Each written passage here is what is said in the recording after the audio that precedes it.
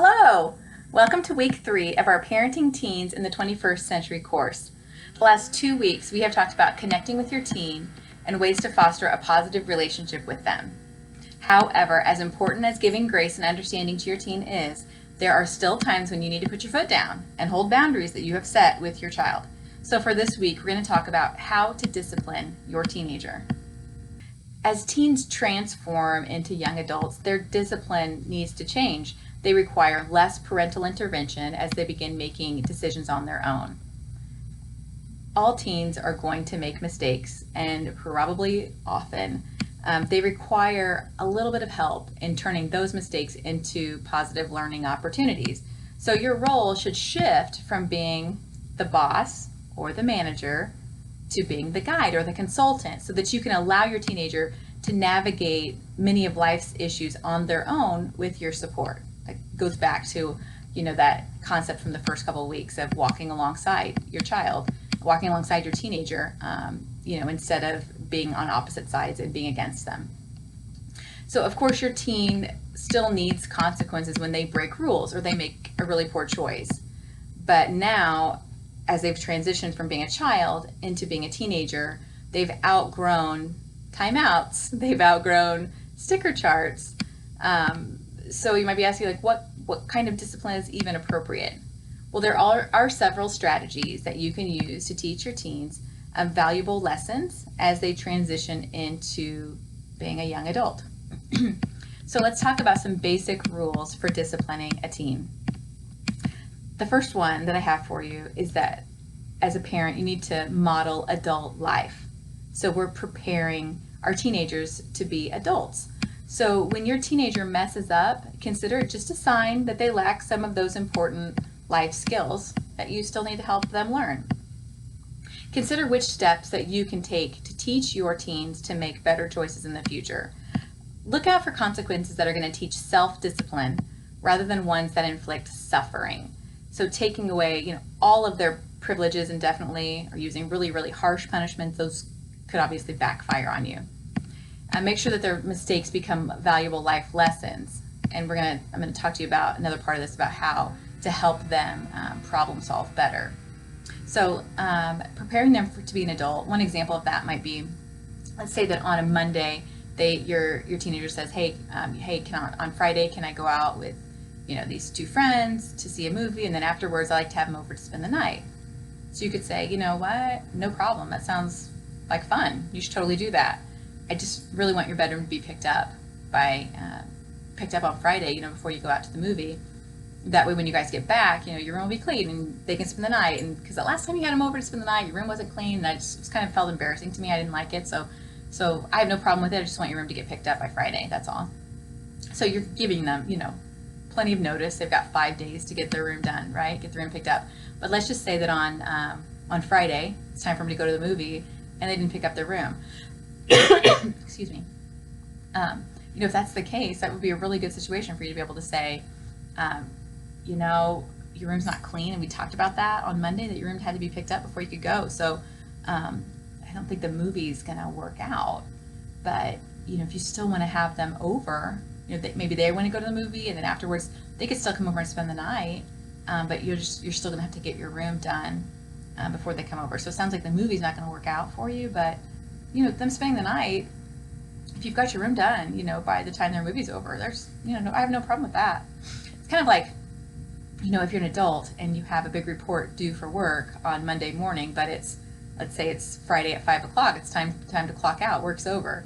But you have a big report due Monday morning. You might be working through the weekend, or you might be staying late at work on Friday night, which totally stinks, but it's what you have to do as an adult. You have responsibilities, you have to get your things done. So this is another example of kind of a way that you're teaching your child to be an adult and do what needs to be done in time. And if it doesn't, then you're not going to be able to do the thing you want to do.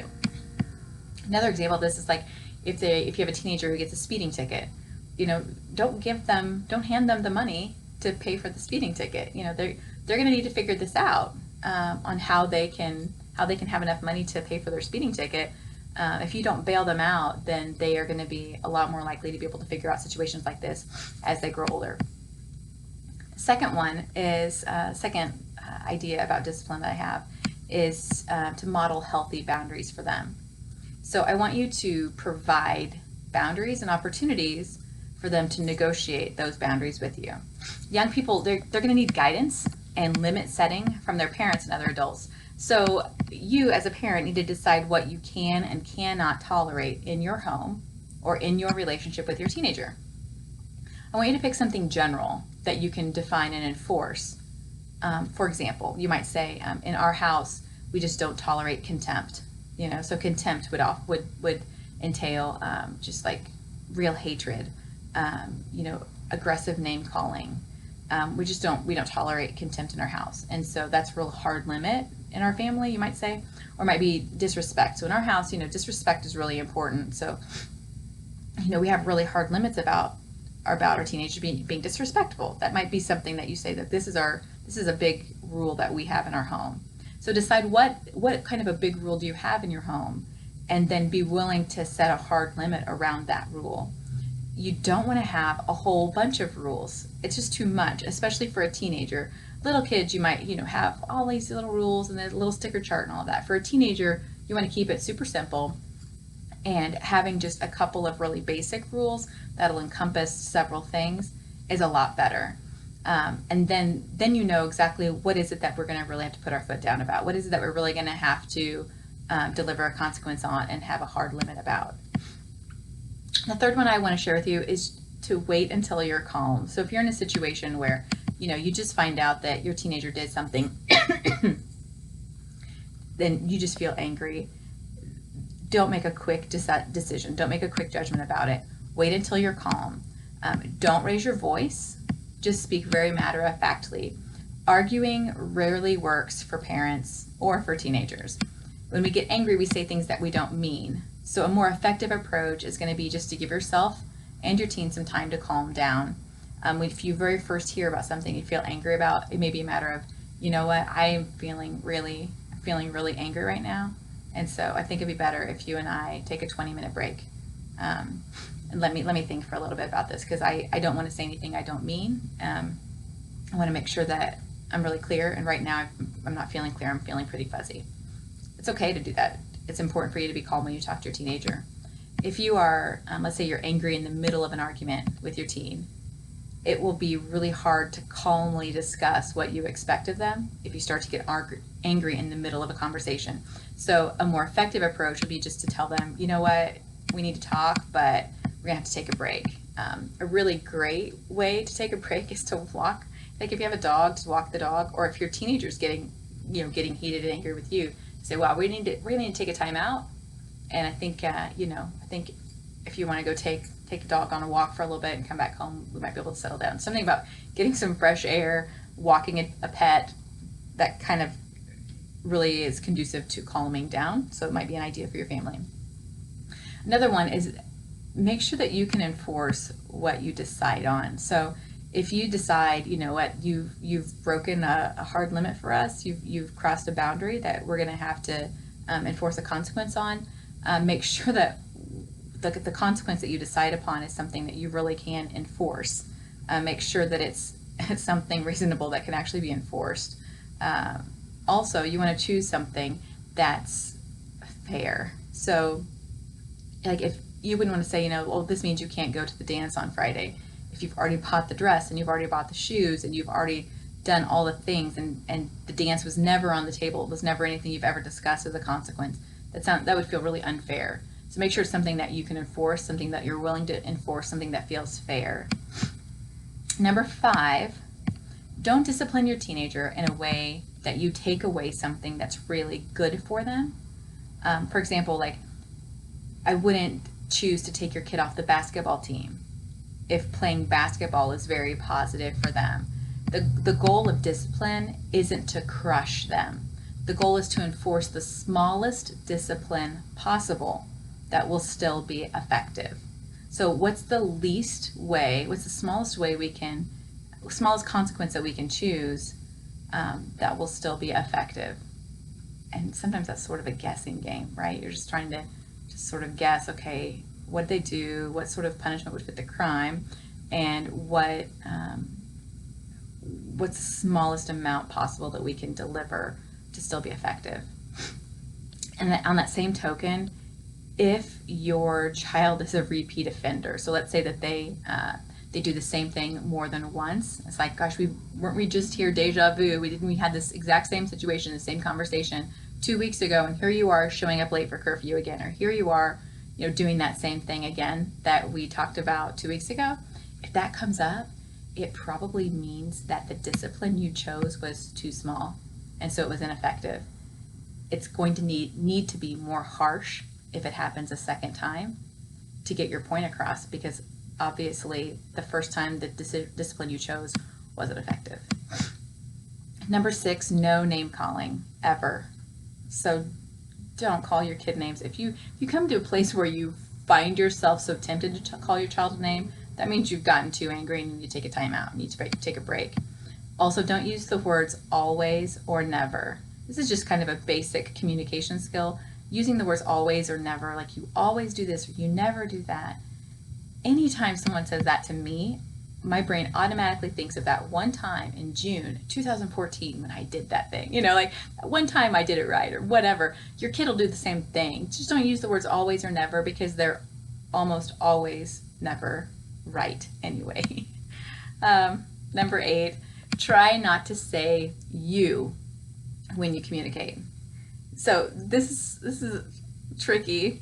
Can be really tricky, but try not to say you when you're communicating with your child about something that they've done wrong. When you say the word you create defensiveness. For example, what if I tell my teenager, you are so disrespectful. You are so disrespectful. If I say that, they are going to come back at me with defensiveness. I am not disrespectful, or I do this or that right? So they're going to come back with defensiveness to tell you that you're wrong. And that's not getting anyone anywhere. Instead, try to use I statements. So I statements would sound more like, I have a hard time maintaining my cool when I feel disrespected. If I tell my teenager, instead of saying, you are so disrespectful, if instead I say, I have a hard time maintaining my cool when I feel disrespected. In what way are they going to be defensive to that? They're not. If I say, I have a hard time maintaining my cool when I feel disrespected, there's nothing they can argue with me about that. I'm talking about the way I feel, and they don't know how I feel, so there's nothing that they can argue about with that. If I say you are so disrespectful, that automatically is going to come back with a defensive statement from them, and we would be getting nowhere. So using I statements, if you can try to take out the word you in your conversations with your teenager, especially in moments like this where you're talking about what they've done wrong, using I statements is going to be a lot better. Okay, next one. I want you to really try to stay focused and don't bring up old stuff when you talk to your teen. Don't let them change the subject. Don't take the bait if they are trying to change the topic, change the conversation. Try not to let them push your buttons. The analogy I use a lot in counseling is a tennis ball analogy. So let's say that if you're playing tennis, if someone serves the ball over to you, you don't watch that ball drop, pick up, grab a different ball and serve that ball over. Then the next person stops and lets that ball drop. And then they pick up a new ball and serve that one over. That would be changing the subject every time. If I say something to you, if I say something to my teenager about, I feel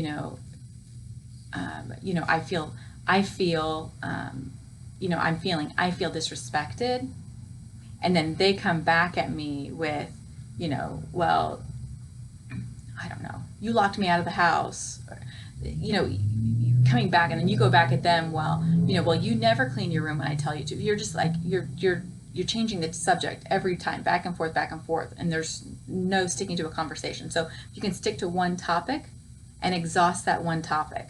So hit the same ball back and forth until we've figured this one out, and then we can pick up a new ball, and then we can work on that one. So we're going to exhaust one topic or one conversation. We're going to solve it. We're going to figure it out. Otherwise, I'm sure you've been in conversations before where the topic is changed constantly, and by the end of it, both of you just feel completely exhausted, nothing was solved, and you just feel bad.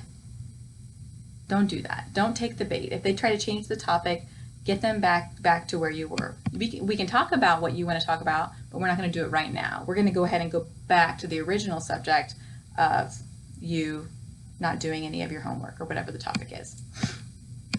Try to have a discussion with your teenager and not a lecture. When we lecture our kids, they just turn us off. I don't know if you've seen this before, where your teenager just kind of gives you that glazed over look. Even though you have more life experience than your child, lecturing them about how to behave is going to result in them just completely tuning you out. Nagging isn't likely to have much of an effect at all. It might actually just increase your own frustration, and your child will just switch you off. They're just going to turn you off. They're not going to pay any attention to you. Here's the deal when it comes to lecturing kids or teenagers is that they just don't need to hear the lecture. They don't need to hear those words of lecturing come out of your mouth. But there is a part of us as parents that feels like we need to say those words. So the question is, if I need to say it, but my kid doesn't need to hear it, then how do I solve that? Well, I need to say it to somebody different. If you as a parent need to verbally process the situation, choose someone else to verbally process this with. Because otherwise, if you lecture your child, the lecture ends up being the punishment. And a lecture isn't a good punishment because they're just totally tuning you out anyway. They're not paying any attention to you as you just go on and on and on and on, saying all the words you feel like you need to say. That's not that can't be a consequence to them crossing a boundary with you. That's not effective. It's not going to work. Next, I want you to work on expressing disappointment, but not expressing anger. Express anything but anger. Any feeling or emotion that you're having, express that, but don't express anger about it. Because you already know in your mind, you know, my child, not saying this out loud, but you know my child's brain isn't fully developed. I know they need to take risks. I know they're impulsive. You know, they're at a time in life where impulsivity and risk taking is at a high. And so, you know, I can be disappointed in what they chose to do, but I'm not going to be angry about it. Next, you want to use natural consequences.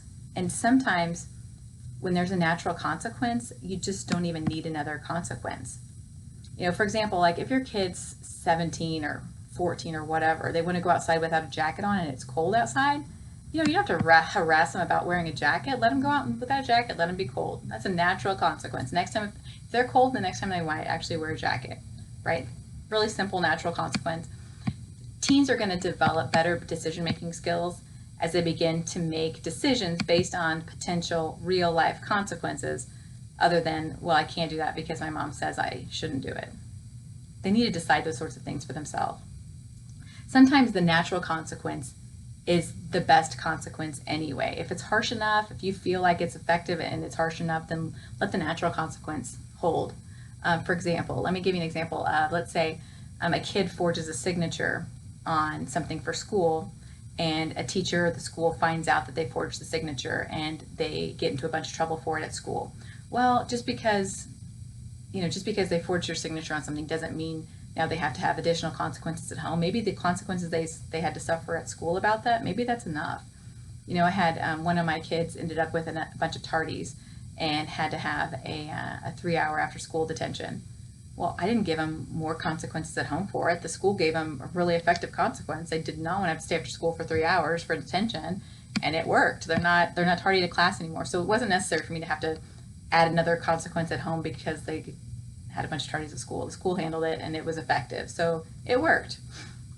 The natural consequences are often the best anyway, because when we talk back to that first point I made about real life adult preparation, you know, we all have natural consequences all the time. And so if the natural consequence is effective, go with it. You want to also follow through with whatever decisions you make. So that's where that being calm in the first place really is important. If you're calm when you make the decision and you've chosen something that you can follow through on, make sure that you do follow through. Don't let them off the hook, because otherwise letting them off the hook, you know, in the middle of you know, like if you said you're not going to drive the car for a week, and then you, after the second or third day, let them drive the car, you don't follow through, then they're not going to take you seriously. So make sure that you follow through with what you say. Lastly, make sure that you forgive and apologize when needed. Be a good role model when it comes to apologizing and to forgiving your teenager. Accept responsibility when you make mistakes and show your teenager how to make amends and how to learn from your actions. I put this in here as this last one just because, I can tell you all these great ideas and thoughts on how to effectively discipline your teenager, but we're all going to get mad at some point. Like, it's so natural and normal for us as teenagers, or for us as parents, to be really frustrated when our kids screw up. It's normal and natural for us to be angry and frustrated, and there are going to be times where you don't follow all these rules, where you really screw it up, and in times like that, you want to make sure that you just apologize to your teenager. At least be a good role model in the apology. Now, when your teen has done something, when they've done something wrong, it's important that you problem solve with them. So don't just, dole out a consequence. You did this thing wrong, so this is the consequence of that. See if you can problem solve with them. If you can sit down and problem solve together, if your teenager has input in solving the problem, they're much more likely to follow through with that solution.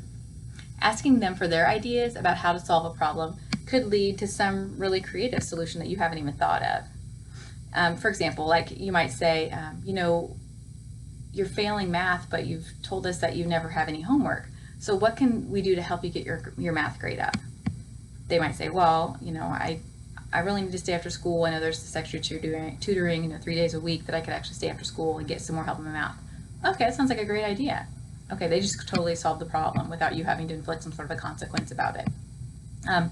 Remember that the point is for your teen to learn how to solve problems independently before they enter the real world. So if you are offering guidance, that's kind of part of that, like walking alongside them through adolescence. If you're offering guidance without fixing the problem, but you're showing them and brainstorming with them thoughts and ideas and how they can solve problems, then you're actually teaching them to be an adult, which is kind of the whole point of parenting a teenager.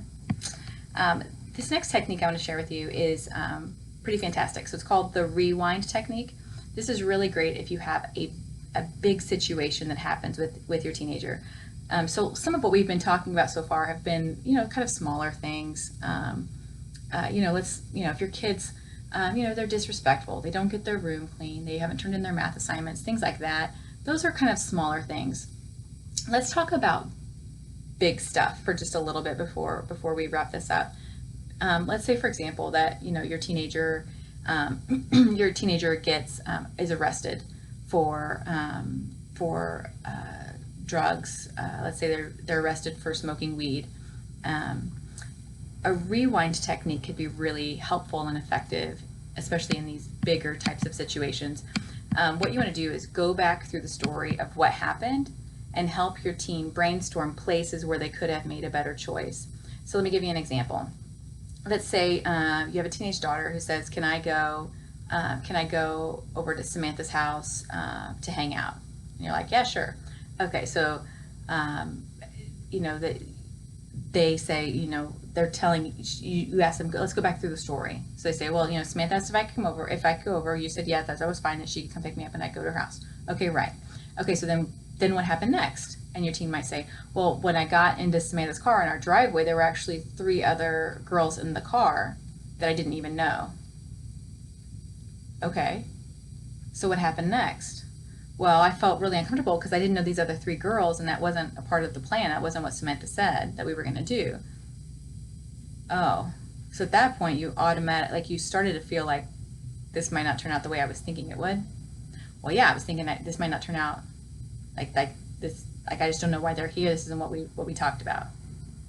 Okay, so at that point you could have kind of made an excuse to come back in the house or something. Made an excuse for not going. Yeah, I guess I could have done that. Okay, so what happened next? Okay, well, next we were driving in the car, and they said we were going to go to the park. We weren't even going to go to Samantha's, we were going to go to the park. So I knew we were automatically going to be doing something that was different than what I had told you. Okay, so at that point, is there any way you could have stopped this from happening? Well, yeah, I could have made some sort of an excuse to go back home at that point when I realized we were going to be doing something that wasn't what I told you. At that point, I could have come up with some sort of an excuse to get back home. Okay, so what happened next? Well, what happened next was we got to the park and we got out of the car and we were walking up to the shelter. And when we got to the shelter, Samantha's friends, who I didn't know, started pulled weed out of their pockets and offered me some. Okay, so at that point, was there anything you could have done to stop the situation? Well, yeah, at that point, I could have just said no. I could have not done it with them, or I could have even made some sort of an excuse to try to come home at that point, I guess. But yeah, at that point, I probably could have just said no or made some sort of excuse or reason why I couldn't do it. Okay, so then what happened? Well, so then I did. I smoked weed with them, and before I knew it, then all of a sudden these two police cars pulled up. And when the police officers came up and started questioning all of us, Samantha's friends all blamed me and said that it was mine. Oh, so at that point, was there anything you could have done to stop this?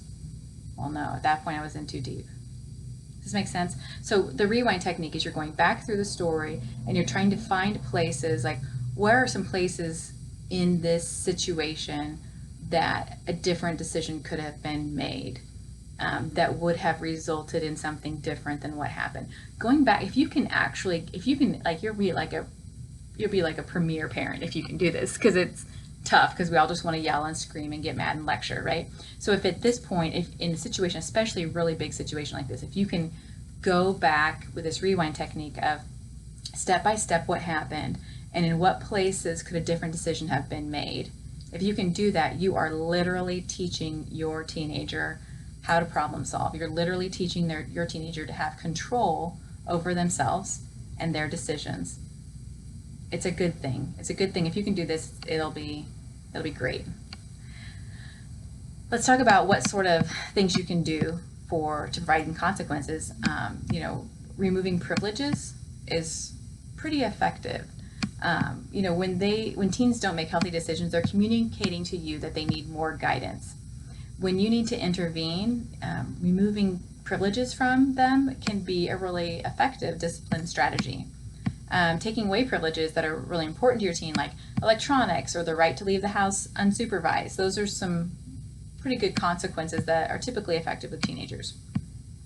Lastly, before we go, let's talk about really briefly when to be concerned about your teenagers. So we're talking about teens making poor choices and us as parents needing to deliver a consequence to change their behavior.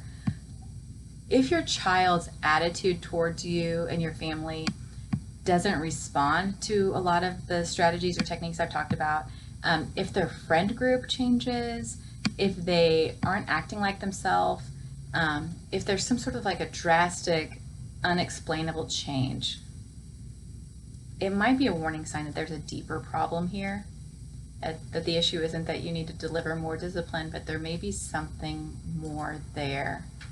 If you're concerned about your child's behavior, some of the things that you could do are really seek some professional support. Seek a therapist, talk to a school counselor, talk to school teachers, maybe even your doctor.